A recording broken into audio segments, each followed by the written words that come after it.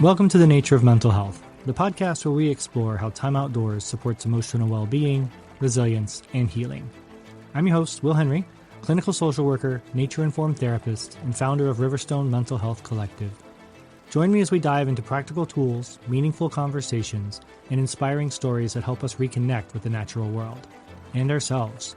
Thanks for being here. Let's get started.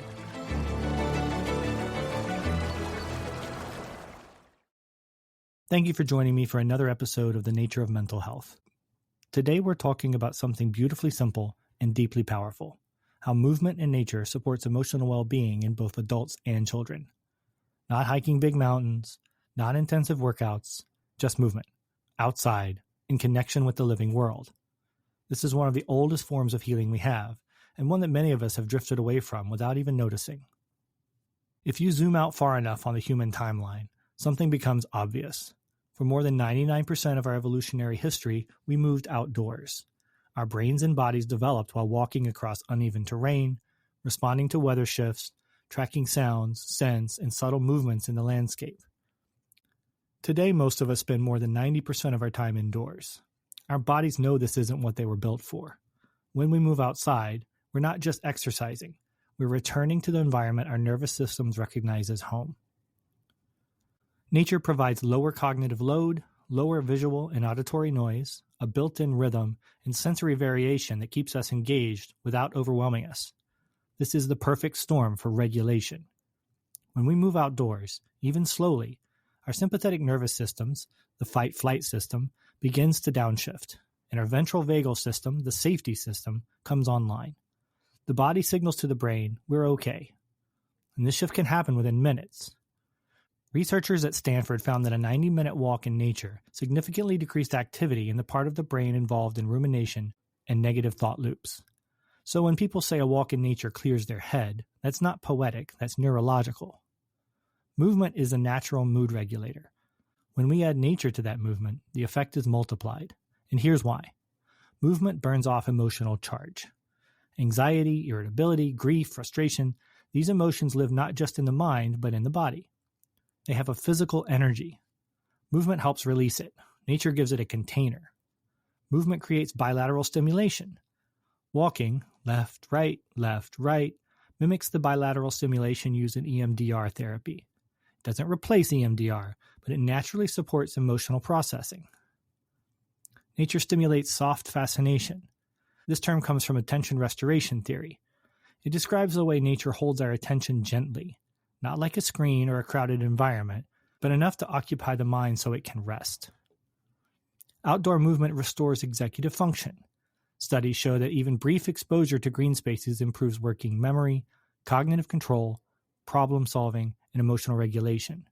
This is especially important for adults carrying work stress or burnout, and for kids whose nervous systems are overloaded by school structures, screens, and social pressure.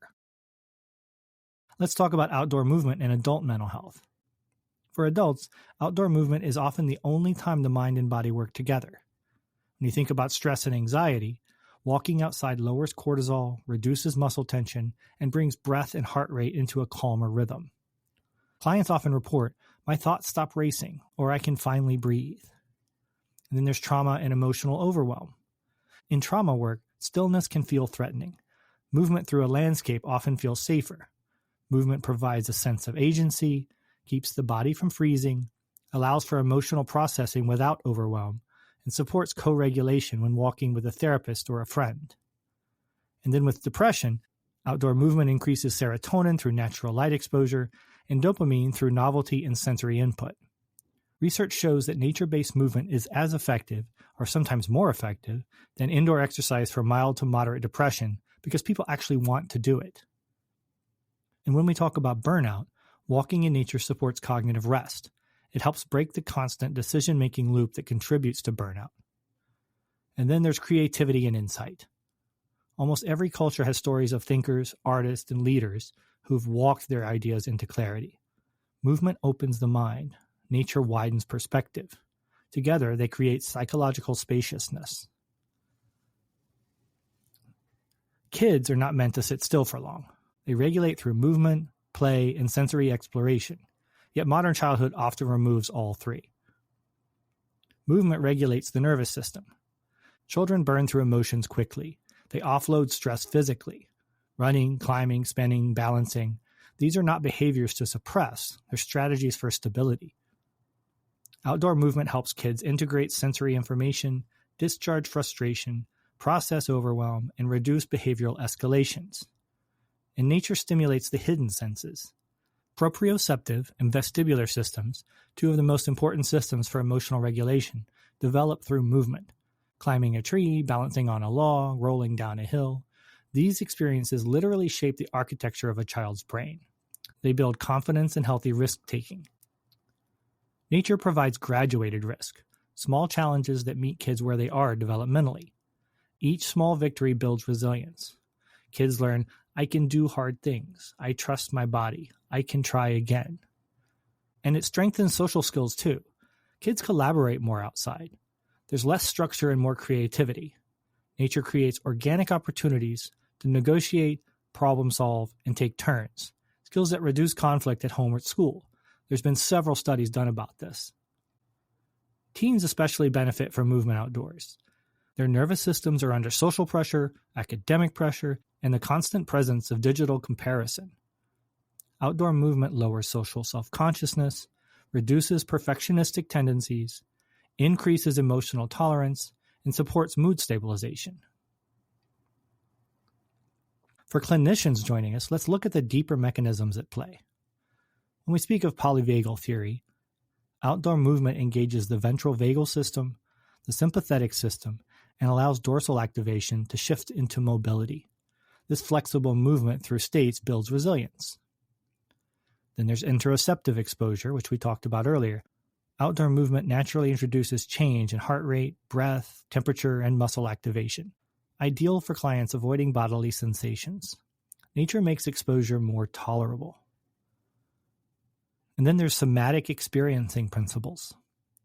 Movement helps complete the incomplete fight-flight energy, supports the pendulum between activation and settling, and it increases a window of tolerance.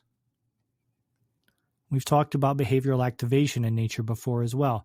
Combining pleasant experiences with activity supports neurochemical recovery from depression. And then there's the ecopsychology and biophilia hypothesis. Humans are drawn to nature because our brains evolved in it. Nature exposure supports stress recovery, attention restoration, and emotional coherence. There's even group and family applications. Outdoor movement invites co-regulation and shared vulnerability. Families walking together tend to communicate more openly due to parallel orientation. No direct eye contact, no pressure, just shared pace. And then, of course, there's awe and movement. Research shows that even brief moments of awe reduce inflammation, decrease self-focused rumination, increase prosocial behavior, and expand perspective. When we move through nature, we increase the chance of encountering awe, a break in the clouds, a dramatic tree root, the sound of water. All right-sizes our problems. It opens the mind and softens the ego's grip. It connects us back to something larger, and that's something we've been talking a lot about over these past few months. So let's get to our practical skill for this week, moving with the moment. We'll walk through this simple practice that anyone can use. Now, before you begin, this can be done on a trail, on a sidewalk, in a backyard, or even pacing slowly in a small outdoor space. Step 1. Begin with awareness. Start walking at a slow, comfortable pace. Let your arms swing naturally. Feel the air on your face. Notice the temperature, light, sounds. Step 2. Orient to safety. Turn your head slowly left and right. Take in the landscape. Find one thing that feels grounding or familiar.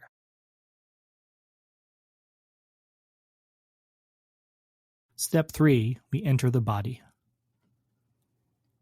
Bring awareness to the movement of your legs. Your feet touching the earth. Your breath as it shifts.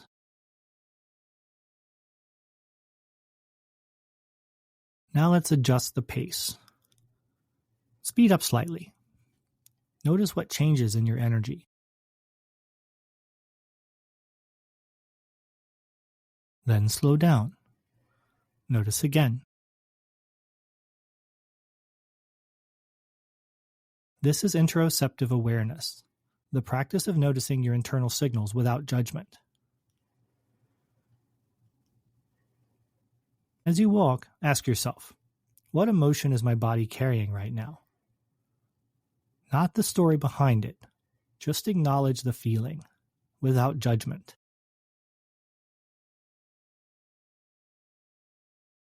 Let movement process it. Imagine the motion of your walk gently sifting and sorting your emotional energy, like a river, widening around a stone.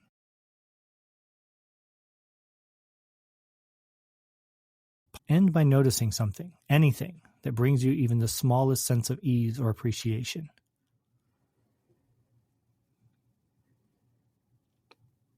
This practice can take 3 minutes or 30.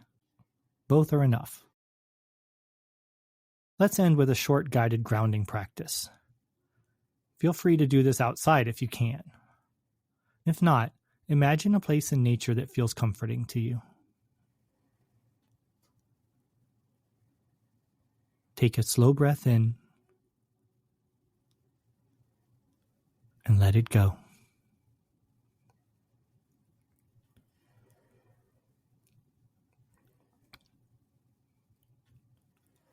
Let your shoulders soften. Loosen your jaw. And let your eyes rest gently on whatever is in front of you.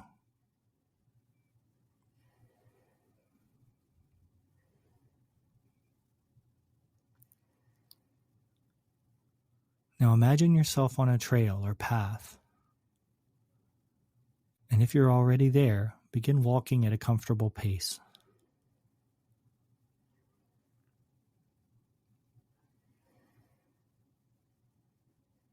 Notice the sound of your steps, the gentle shift of your weight from side to side.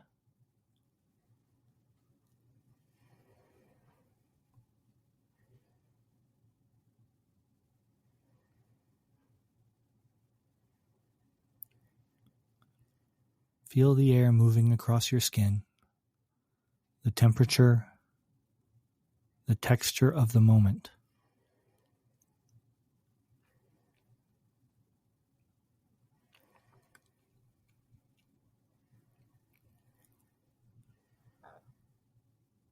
Now look around you, noticing one small thing you've never paid attention to before.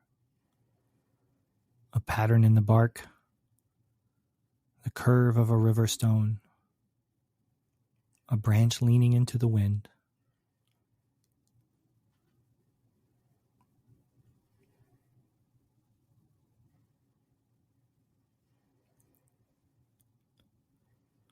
Let your gaze soften and see if you can find something, anything, that gives you a small sense of awe. A flicker of light, a color you didn't expect, a shape that reminds you of something ancient. Let that feeling of awe land in your body.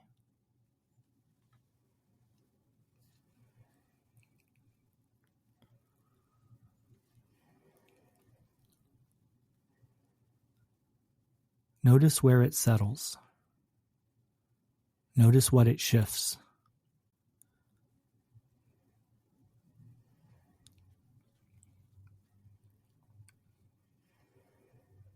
Take a slow breath in and a slow breath out. And when you're ready, gently return to the rest of your day, carrying even a trace of that movement, that ease, that aliveness within you.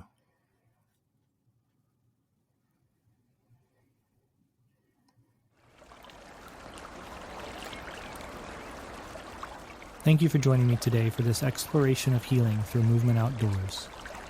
Remember, healing often moves at the pace of a quiet walk. Just keep following the river. Thanks for listening to The Nature of Mental Health. If you enjoyed today's episode, please follow, rate, and share the show. It helps others find their way to this community. For more resources, visit riverstonementalhealth.com. Until next time, notice the small spaces where nature meets your day. Stay curious, and may you find resilience in every season.